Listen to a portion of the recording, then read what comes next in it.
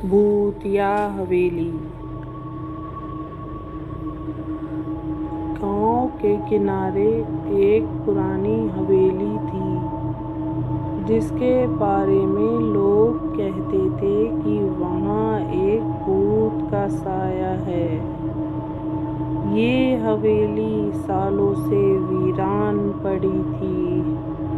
गांव वाले उस रास्ते से गुजरने से भी डरते थे, खासकर रात के समय।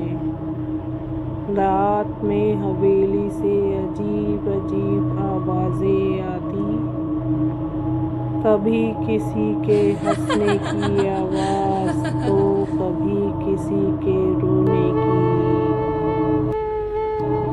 गांव के लोग कहते थे कि वहाँ एक जवान लड़की का भूत भटकता है, जिसकी शादी से पहले ही मौत हो गई थी। एक दिन गांव के सबसे साहसी युवक राजू ने फैसला किया कि वह इस रहस्य को सुलझाएगा।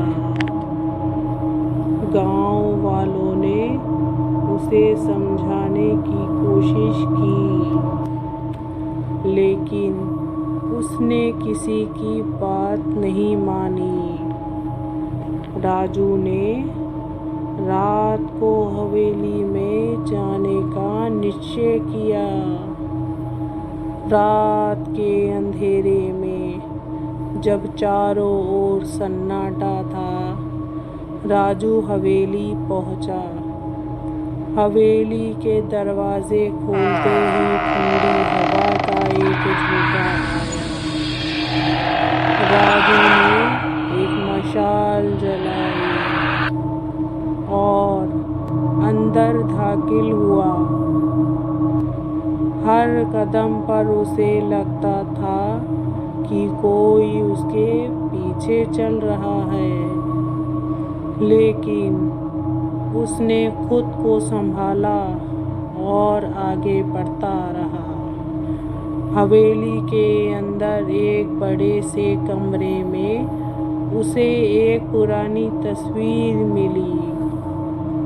तस्वीर में वही लड़की थी जिसके बारे में गांव वाले कहते थे। तभी अचानक तस्वीर में से एक धुंधली परछाई निकलती दिखाई दी। वह परछाई धीरे धीरे आकार लेने लगी और वह लड़की के आत्मा के रूप में प्रकट हो गई। राजू ने डरते हुए पूछा, तुम कौन हो और यहाँ क्यों हो? लड़की की आत्मा ने धीमी स्वर में कहा, मेरा नाम राधा है। मेरी शादी से पहले ही मेरी हत्या कर दी गई थी। मेरी आत्मा इस हवेली में तब तक भटकेगी जब तक मुझे न्याय नहीं मिलेगा। राजू ने राधा की कहानी सुनी और गांव के लोगों को उसकी सच्चाई बताने का निश्चय किया।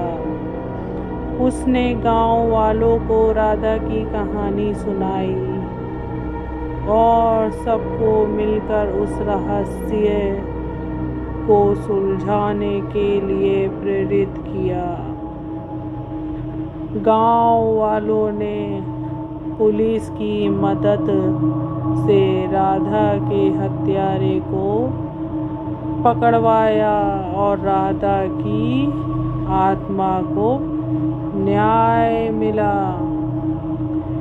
इसके बाद से हवेली में कोई आवाज नहीं आई और गांव वाले चैन की नींद सोने लगे। राजू की बहादुरी और राधा की आत्मा की शांति की कहानी गांव में हमेशा याद रखी गई।